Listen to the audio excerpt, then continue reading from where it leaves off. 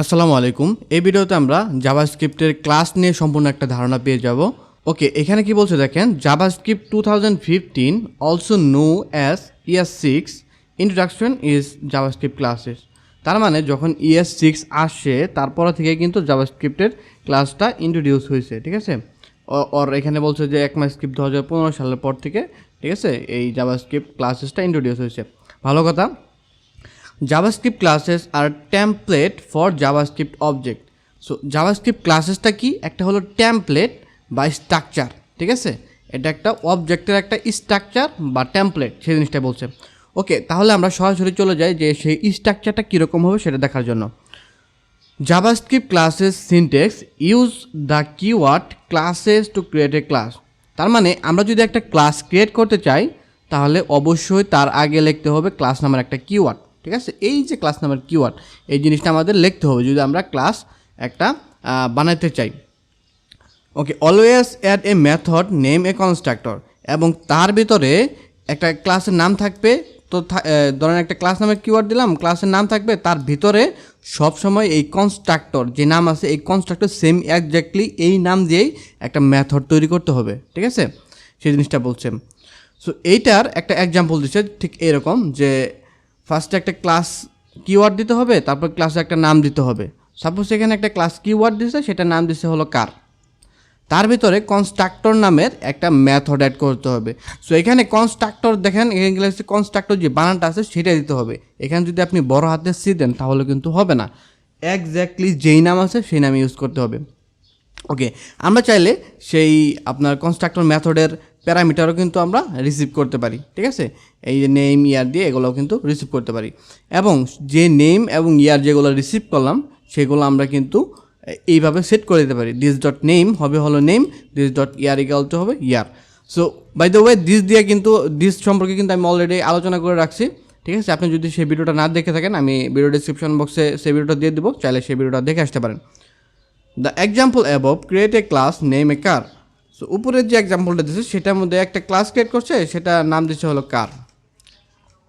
The class has two initial property name and year. So এক্ষেত্রে বলতেছে এই যে নেম এবং ইয়ার এগুলোকে সে প্রপার্টি বলতেছে, ঠিক আছে।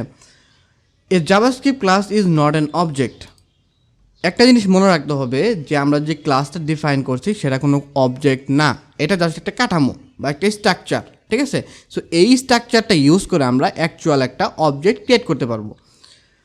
সো এই জিনিসটা এখানে বলছে দেখেন, ইট is an template for JavaScript object. এটা হলো একটা অবজেক্টের template using a class. So okay, আমরা এখন তো অনেক এই পড়লাম ইন্ট্রোডাকশন, এখন আমরা দেখার চেষ্টা করি যে ক্লাসটা কীভাবে লিখতে হয়। ফার্স্টে আমি বিএস করে গেলাম, যাওয়ার পর এইখানে গেলাম। সো ওকে, এগুলোকে আমি কেটে দিই। সো স্ক্রিপ্টে যাই, এগুলো কেটে দিলাম, এবং এইখানে যাওয়ার পর আমাকে স্ক্রিপ্ট যেটা আছে সেটাকে এখানে দিতে হবে। ওকে, স্ক্রিপ্ট ডট জেএস আমরা এখানে দিলাম। ওকে, এটা কেটে দিলাম। স্ক্রিপ্টটা আমাদের এখন যা লিখব সেটা আসবে। আমরা এখানে লিখি সিএলজি, এখন একটা টেস্ট দেই, ঠিক আছে, যে সব ঠিক আছে কিনা। গো টু লাইভে গেলাম, যাওয়ার পর এখানে ইন্সপেক্ট করলাম, ঠিক আছে। সো এইটাকে আমরা সরাসরি ওই জায়গায় নিয়ে যাই, তাহলে মেবি বেটার হবে। সো এইখানে নিয়ে যাই। সরি, লোকাল হোস্ট 3000 রানিং হয়েছে। এটা লোকাল হোস্ট 3000 না, আমি আবার রানিং করি বিষয়টা। পোর্টাল টপ করলাম এবং গো টু লাইভ আবার গেলাম। এখন ঠিক আছে, এখন ইন্সপেক্টে গেলাম, যাওয়ার পর যদি দেখি কনসোলে হ্যালো প্রিন্ট হইতেছে তাহলে আমার সব ওকে, ঠিক আছে। সো আমার কানেকশনটা সাকসেসফুল হয়ে গেল। সো এখন আমরা দেখার চেষ্টা করবো যে ক্লাস যেটা সেটা স্ট্রাকচারটা কীরকম। সো যখন আমরা ক্লাস একটা লিখতে যাব তখন আমাদের লিখতে হবে ক্লাস নামের একটা কিওয়ার্ড, সেটা আমরা অলরেডি জানি। তারপর একটা নাম দিতে হবে, সাপোজ এখানে নাম দিল কার। দেওয়ার পর সেটার ভিতরে একটা অবজেক্টিভ স্ট্রাকচার হবে এবং সেটার ভিতরে একটা মেথড থাকবে, সেটার নাম হলো কনস্ট্রাক্টর, ঠিক আছে। এই দেখেন আমাকে কিন্তু এডিটরও সাজেস্ট করতেছে, দেখেন কনস্ট্রাক্টর। সো সেটা হবে, সো সেটাও একটা কী হবে, একটা মেথড। মেথডের আমরা জানি কি মেথড কাকে বলে, একটা অবজেক্টের যে প্রপার্টি থাকে, প্রপার্টি যে ভ্যালু একটা ফাংশন যদি হয় সেটা হয় মেথড। সো এই ক্ষেত্রে এই অবজেক্টের আপনার প্রপার্টি থাকবে না, বাট ভ্যালুটা একটা ফাংশন থাকবে, ঠিক আছে, সেটাই হচ্ছে একটা মেথড। সো ওকে, এই মেথড এরকম কনস্ট্রাক্টর একজ্যাক্টলি সেম নাম দিতে হবে, যেরকম নাম আছে এখানে ঠিক সেমই নাম দিতে হবে। সো এই জিনিসটা দুইটা ভ্যালু আপনার দুইটা প্রপার্টি আছে, সেটা হচ্ছে নেম, আরেকটা দিলাম হলো সাপোজ এজ, ঠিক আছে, এই দুইটা জিনিস আছে। এবং সেটার ভিতরে দিস ডট নেম এই জিনিসটা রিটার্ন করে এই নেমটাকে, এবং দিস ডট এজ এটা রিটার্ন করে হচ্ছে এই এজটাকে। সো বাই দ্য ওয়ে, এই দিসটা কি, দিসটা হলো যে আপনার এই কার নামের অবজেক্টটা ক্রিয়েট করবে সেই হচ্ছে দিস। সো এখন যদি আমি এটা সেভ করি, এখন কিন্তু আমার আউটপুটে কিছুই আসবে না, দেখেন এখন কিন্তু আমার আউটপুটে কিছুই নেই, একদম জিরো, কারণ এটা একটা স্ট্রাকচার, ঠিক আছে, এটাকে যখন আমরা ইউজ করব তখনই সেটা আমাদের ভ্যালু রিটার্ন করবে। So okay, by the way, এটা ইউজের নিয়ম কি, আমরা আবার একটু চলে যাই সেই স্ট্রাকচারে, ঠিক আছে। এইখানে যে ইউজিং ক্লাসেস, ইউজ করার জন্য কী লিখতে হবে, যখন আমরা ইউজ করতে যাব তখন কী করতে হবে, you can use a class create an object. So এই ক্ষেত্রে আমাকে একটা ভেরিয়েবলের নাম দিতে হবে, যে কোনো একটা ভেরিয়েবলের নাম দিতে পারি, যেরকম এখানে কনস্ট্যান্ট মাই কার ওয়ান নামের একটা দিল, এবং যে সিনট্যাক্সটা আমরা একটা কনস্ট্রাক্টর ডিফাইন করতাম নিউ সিনট্যাক্স দিয়ে, ঠিক আছে, সেমভাবে এখানেও এই নিউ দিয়ে সেটাকে কল করে জাস্ট সেটার ভ্যালু দিয়ে দিলেই হয়ে গেল। সো এখন যদি আমরা এটাকে কল করতে চাই তাহলে আমাদের কী করতে হবে, একটা নাম দিতে হবে, কনস্ট্যান্ট আমি দিলাম হলো মাই কার, ঠিক আছে, দেওয়ার পর সেটাকে নিউ কিওয়ার্ড দিয়ে কল করতে হবে, ঠিক আছে। এইভাবে কল করার পর সেটার ভিতরে আমাদের যে আর্গুমেন্টগুলো আছে সেগুলো দিয়ে দিতে হবে। সাপোজ এটার নাম হচ্ছে কি জন, ঠিক আছে, জন আমি দিয়ে দিলাম, দেওয়ার পর সেটার এজটা কত, এজটা হচ্ছে 20। সো বাই দ্য ওয়ে, এই যে এখানে যে দিস, সেই দিসটা কী হবে, যে এই স্ট্রাকচারটা ইউজ করে অ্যাকচুয়ালি একটা নির্দিষ্ট অবজেক্ট হবে, সেই হচ্ছে দিস। সো এই ক্ষেত্রে দিস হবে কি, দিস হবে হচ্ছে এই জন, কারণ এই জনই কিন্তু এই কার যে টেমপ্লেট আছে সেটা কিন্তু ইউজ করতেছে, দেখেন।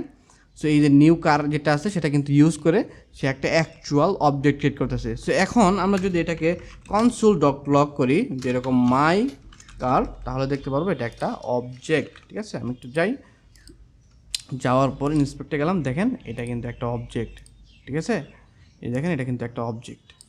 সো এই জিনিসটাই এখানে বলছেন।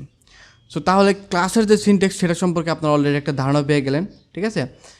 The example above use a car classes to create a to class car object. So এই ক্ষেত্রে দুইটা কার অবজেক্ট তৈরি করছে। সো আপনি চাইলে এই টেমপ্লেটকে ইউজ করে বিভিন্ন কার আপনি ইউজ করতে পারেন এরকম করে, ঠিক আছে।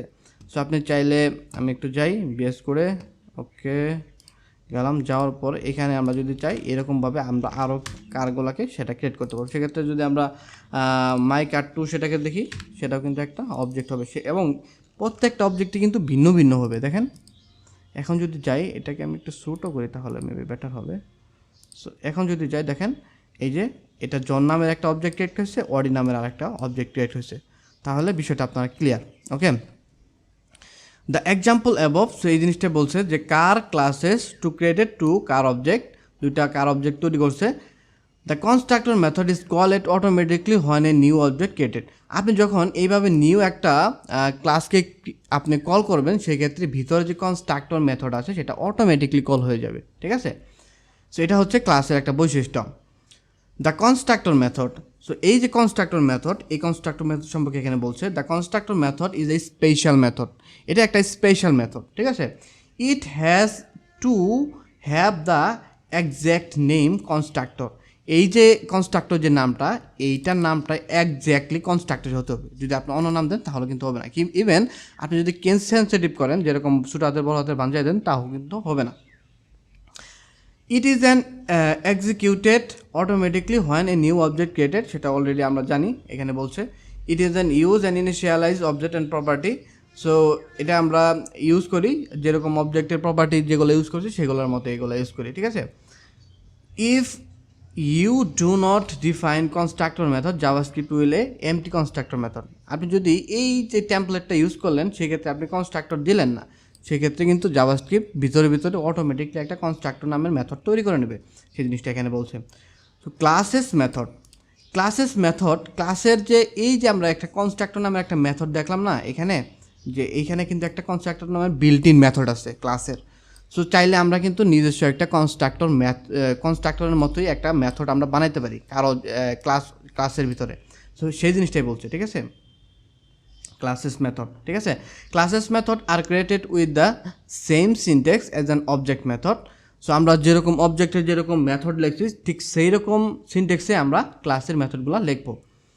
ইউজ দ্য কিওয়ার্ড ক্লাসে ক্রিয়েট অ্যান্ড ক্লাস, সেগুলো আমরা জানি, এবং সেটার ভিতরে কনস্ট্রাক্টর মেথড থাকবে, সেটাও আমরা জানি। And then add an any number of constructor method, এবং আপনি চাইলে একটা ক্লাসের ভিতরে যে কোনো আপনার মানে অনেকগুলা যে এনি টাইপের আপনার কনস্ট্রাক্টর মেথড অ্যাড করতে পারেন, এটার কোনো নাম্বার নির্দিষ্ট নাই, ঠিক আছে। আপনি ধরেন 100, 200, 500 আপনার মন ইচ্ছা মতো আপনি কনস্ট্রাক্টর মেথড অ্যাড করতে পারেন, মেথড অ্যাড করতে পারেন ক্লাসের ভিতরে। যেরকম এই যে কনস্ট্রাক্টর মেথড, এটা কিন্তু বিল্ট ইন। সো আপনি চাইলে এরকম আপনার নিজের মেথড বানাইতে পারেন, সেই জিনিসটা বলছে। সো মেথড বানানোর সিস্টেমটা কি, সেখানে আপনার নিচে যাবেন, যাওয়ার পর একটা মেথডের নাম দিবেন। সাপোজ আমি দিলাম হলো মাই নিউ মেথড, ঠিক আছে। দেওয়ার পর একটা ফাংশন যেরকম কল করে ঠিক সেরকমই এখানে কল করে দেবো। সো এটাই একটা মেথড হয়ে গেল, ঠিক আছে। সো এই জিনিসটা এখানে বলছে। সো এখন যদি আমরা এটাকে যদি দেই, সাপোজ এটা কি রিসিভ করে, সাপোজ এটা রিসিভ করে ধরেন নেম। সো নেমটাকে রিসিভ করে এবং এটার ভিতরে দিস ডট নেমটাই হবে আপনার এই নেমটা, ঠিক আছে। এখন এই জিনিসটাকে আমরা কীভাবে কল করব, ঠিক আছে, এই যে আমরা যে মেথডটা আমরা নিজস্ব বানালাম সেটাকে কীভাবে কল করব। সো এই জিনিসটা এখানে বলতেছে, দেখেন। ওকে, সো এটা আমরা নিচে যাই, যাওয়ার পর এই যে দেখেন এখানে কী করছে, যে এজ নামের একটা আপনার সে একটা মেথড ক্রিয়েট করছে। সো সেটার ভিতরে কিছু সে রিটার্ন করতেছে, ঠিক আছে। এটাকে অ্যাক্সেস কীভাবে করে, সো এইটাকে অ্যাক্সেস করার সিস্টেমটা হলো অ্যাকচুয়াল একটা অবজেক্ট বানাইতে হবে এই ক্লাসের আন্ডারে, ঠিক আছে। সো এইটার আন্ডারে যখন আমরা ক্লাসটা এই একটা অবজেক্ট তৈরি করব এই ক্লাসের আন্ডারে বা ক্লাসের কাঠামোটা ইউজ করে, দেন সেইটা ডট এজকে কল করে দেবো। অ্যাজ লাইক আমরা যেরকম অবজেক্টের মেথডগুলোকে কল করছি যেরকম স্ট্রাকচারে, ঠিক সেই রকম স্ট্রাকচারে এখানে দিয়ে দেবো। সাপোজ আমি যদি এখানে যাই, যাওয়ার পর এখানে এই যে দেখেন আমরা কী করছি, এই মাই কার মানে যে কারটা আছে সেই কারটা যে ইউজ করে যে জিনিসটা বানাইছে, আমি এগুলোকে কেটে দিই।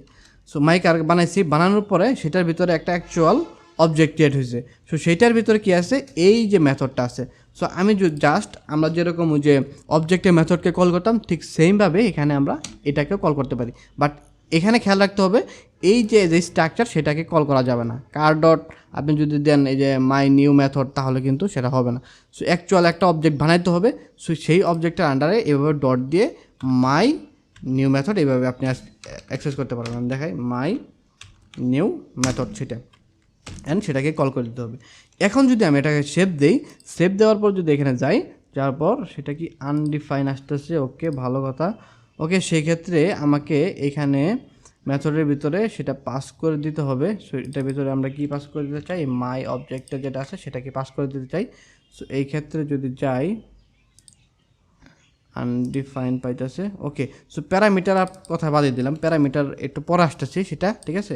এখন জাস্ট এটার ভিতরে ধরেন একটা কনসোল লগ আছে, সেটা রিটার্ন করে এরকম যে হ্যালো, ঠিক আছে, হ্যালো রিটার্ন করে। তাহলে সেটাকে যদি আমি অ্যাক্সেস করতে চাই, তাহলে সেটা অ্যাক্সেস করার সিস্টেম হলো মাই কার ডট, সেটা এই জাস্ট কল করে দিলে সেটা কিন্তু আমরা এখানে পেয়ে যাব, ঠিক আছে। এই দেখতে পাচ্ছেন এরকম। সো ওকে, এখন আসি যে প্যারামিটার যে বিষয়টা, সেটা আমরা কিভাবে সেটার ভিতরে রিসিভ করতে পারবো। যে দেখেন এখানে কিন্তু একটা প্যারামিটার রিসিভ করছে। সো এই প্যারামিটারটা কীভাবে আমরা রিসিভ করতে পারবো ক্লাসের ভিতরে। সো সেই ক্ষেত্রে দেখেন কি করছে, আপনি চাইলে একটা নির্দিষ্ট এইভাবে একটা নিউ ডেট দিয়ে একটা ডেট তৈরি করতে পারেন এবং সেটার ভিতরে একটা এক্স্যাক্টলি যে কোনো জিনিস পাস করতে পারেন। এখানে একটা ডেট পাস করছে, ঠিক আছে। কিংবা আমরা এখান থেকে চাইলে বাইরে থেকে কোনো জিনিস পাস করতে দিতে পারি। যেরকম এখানে যদি আমরা পাস করে দিই একটা নেম অ্যাকচুয়াল, যেরকম দিলাম হলো এটা কি দেওয়া যায়, এটা দিলাম হলো ম্যারি, ঠিক আছে। ম্যারি যদি দেই, এখন যদি সেটাকে আমরা অ্যাক্সেস করতে যাই এবং সেখানে যদি আমরা এখানে নেম নামের একটা জিনিস রিসিভ করি, ঠিক আছে। এখন যদি এখানে যাই, যাওয়ার পর সেই জিনিসটা যদি রিটার্ন করে,